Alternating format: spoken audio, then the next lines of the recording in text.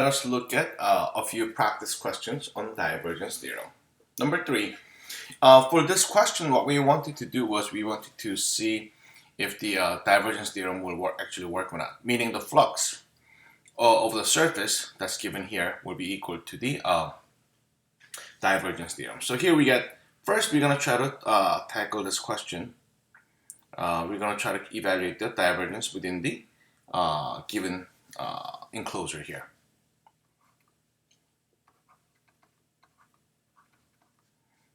And then, now, so then in order for us to do this one, or maybe I say dV would be better, it's given volume. Now, then what we're going to be doing is, first we're going to get div f. Then I'm going to take the first component, take the derivative of this one against x, so we get y. Second one against y, so I end up getting z.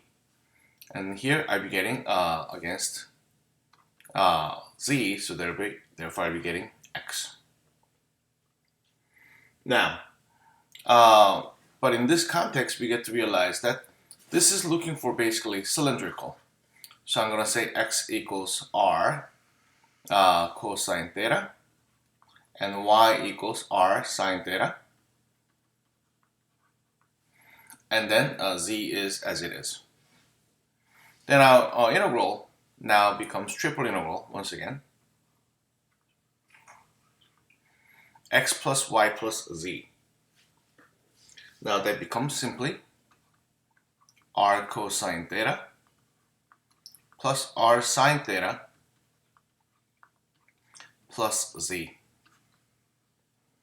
And then we're going to get r, because we are converting that into polar, r dz dr d theta, and z goes from 0 to 1, and then r goes from 0 to 1 as well, while theta goes from 0 to 2 pi.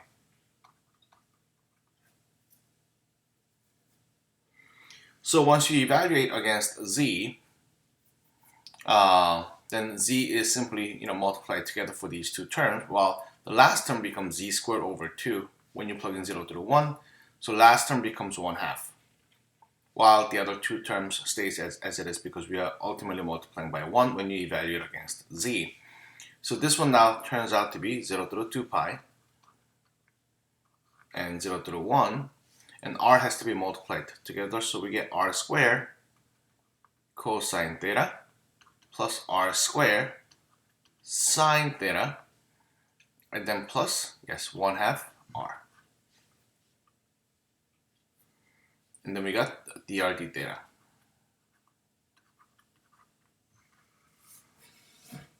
Now, then we get to realize that I'm going to keep 0 to 2 pi.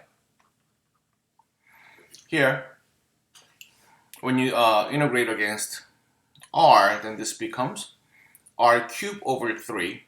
But when you plug in 1 and 0, it simply becomes 1/3 cosine theta. Second one also becomes 1/3 sine theta, and this becomes what, r squared over 4. And then when you plug in 0 and 1, it simply becomes 1/4 d theta. Now you can see that as the theta goes from 0 to 2 pi, this becomes 0 because cosine. This one becomes 0 because of sine, but this one 1/4 is the only one that remains. So hence we get 2 pi over 4, which becomes pi over 2 is our answer. So divergence over the space would have been equal to this one. But now what we're going to be doing is we're going to do exactly the same thing, but looking at the flux over the surface. So what I'm going to do is I'm going to copy this question and post it over here. Now, when I want to, if I want to describe this space, then it would have been something like this.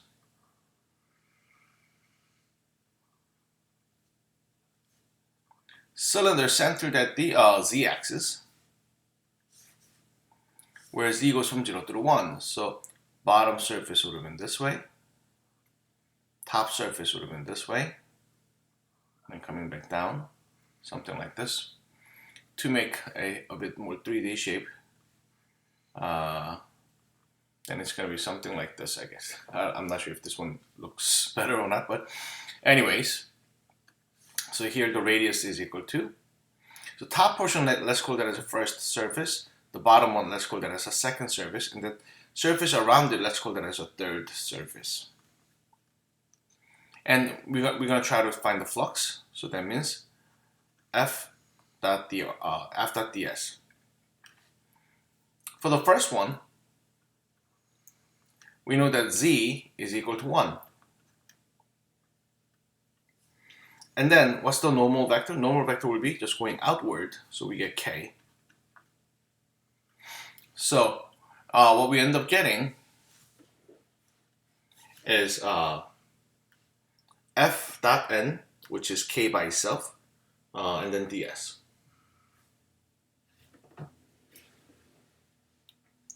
So when z is equal to 1, we get to realize that f will be equal to xy, y, and y is z, since z is equal to 1, and then we get x alone. So when I dot n and then f, what we end up getting is we're going to get x by itself, ds. Now, when you try to evaluate this one, we can just evaluate this one bipolar. So, what we end up getting is r cosine theta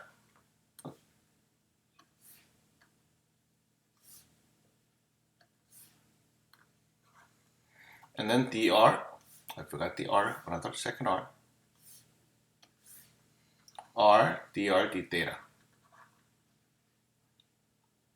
So then essentially what we end up getting is we have 0 through 1 for r squared dr, and then 0 through 2 pi for cosine theta d theta. But you can see that because of this component, we get this one is equal to 0. So our flux over the surface of first surface will be equal to 0. Now let's look at the second one. Second one is z is equal to 0, and then n is equal to negative k outwardly from bottom. Then our f now becomes xy, comma 0, comma 0. So when I dot these two, then we get to realize that we're going to get 0 ds, which becomes 0. So first two are relatively simple. Let's look at the third case. Third case is the vertical surface right over here.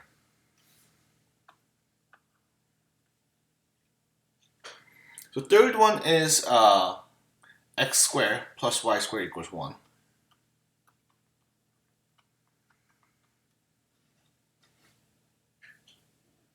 Now, if you have to describe that one more time, we can say that, hey,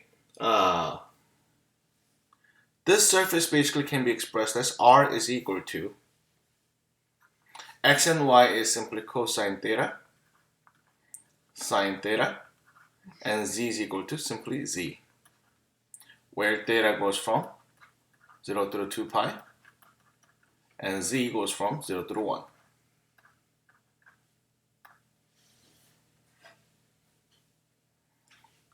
Then, what we end up getting is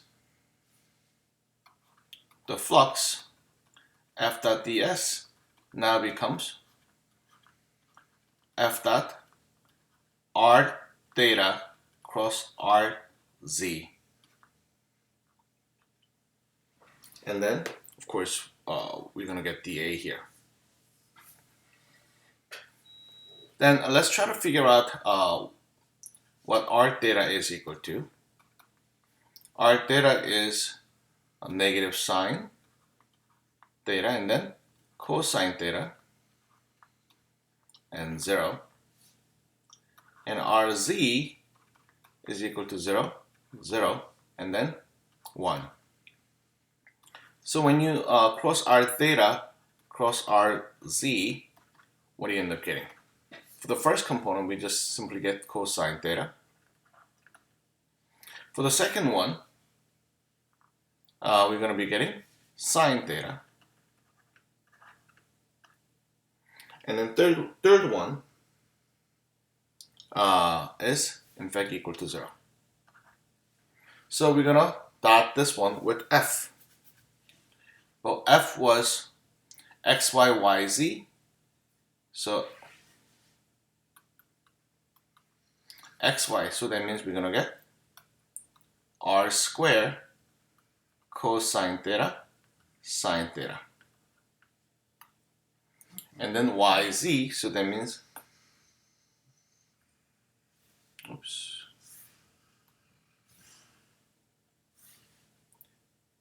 z r sine theta. And then third one, we don't really matter. It doesn't really matter what it is because when we dot it, it will become 0. So our integral now becomes, when I dot these two, we get r squared cosine squared theta sine theta, and then plus z r sine theta. And we're going to do r dr d theta, where r goes from 0 through 1, theta goes from 0 through 2 pi. Now,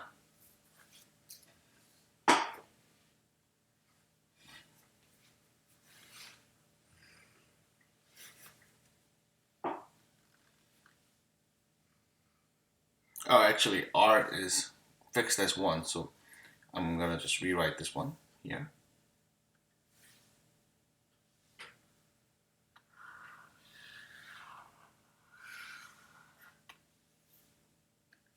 I made a silly mistake here. So when we dot these two, r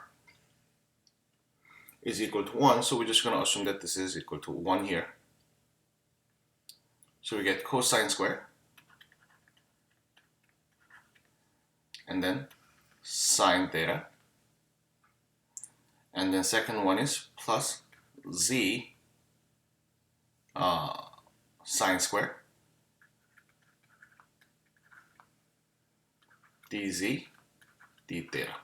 That's basically what we end up getting. Z goes from 0 through 1, and theta goes from 0 through 2 pi. Now, for the first term, since I don't have any z, when you integrate against z, since basically we're just going to get this one itself. For the second one, we're going to get z squared over 2, so what we end up getting here is 0 through 2 pi cosine squared theta sine theta plus 1/2 sine squared theta d theta. Now, you can integrate this one using the u substitution. Then you get to realize that the first one becomes like u as cosine theta, so then we get negative cosine cube theta over 3. And then second one, we'll be assuming how sine squared theta comes from double angle formula for cosine. So you can see that sine squared theta is equal to 1 minus cosine 2 theta all over 2. So when you integrate this one, we already had 1/2 along with another 1/2, so we get 1/4.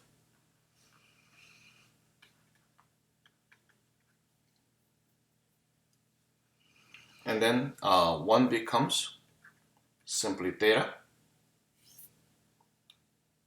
And then cosine 2 theta becomes minus sine 2 theta over 2.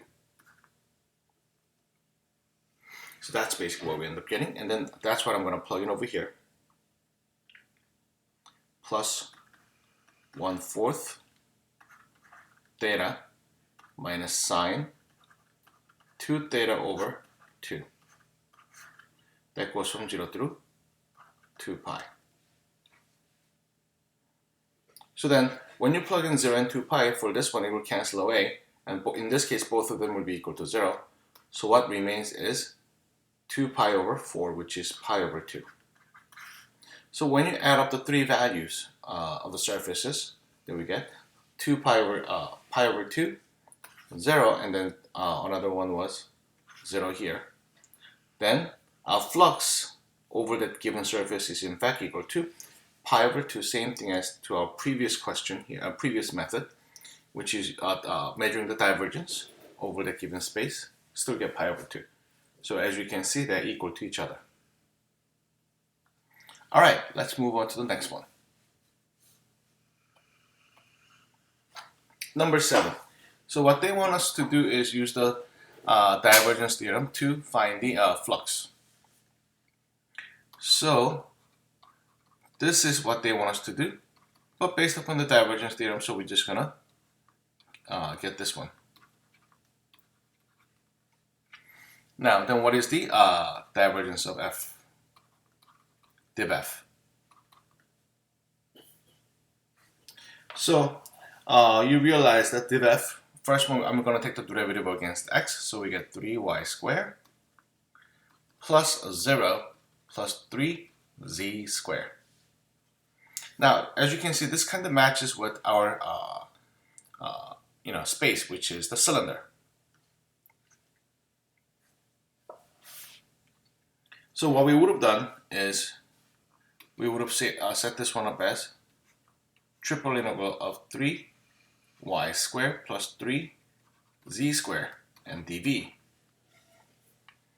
But we're going to borrow the idea of cylindrical coordinates where x is the independent and then y and z are connected as to polar. So then now what we can do is we can rewrite this one into this way. Triple integral of 3, I'm going to factor 3 out, so we have y squared plus z squared. I'm going to assume that to be simply r squared. And then we have the, since I'm doing the polar, we gotta have r dx dr d theta. And x equals from -1 through 2. R goes from 0 through 1. And theta goes from 0 through 2 pi. So I'm gonna separate those integrals, and then we'll evaluate one at a time. 3 times 0 through 2 pi for d theta, multiply that by 0 through 1 for r, so r cubed dr, multiply that by -1 to 2 of dx. Then we get to realize that 3 was already there. The first one becomes 2 pi, and the second one becomes 1/4. Third one becomes 3. So then what we end up getting is we get 9 pi over 2 becomes our answer. All right, let's move on to the next problem. Number 9. Same deal. We want to find out the flux, but what I'm going to do is I'm going to find the div f first here. Then I'm going to take the derivative of this one against x, so then we get y sine z plus. Second one is against y, so we don't have anything, we get 0. Third one is against z, so what's the derivative of cosine of z? It's negative sine of z and then y. But when you look at it, oh, these two are the same except the sign, so therefore we realize that div f is equal to 0. So our integral, triple integral, simply becomes 0 d, which becomes 0 itself. All right, with that one, I'm going to close it for today. See you later. Bye.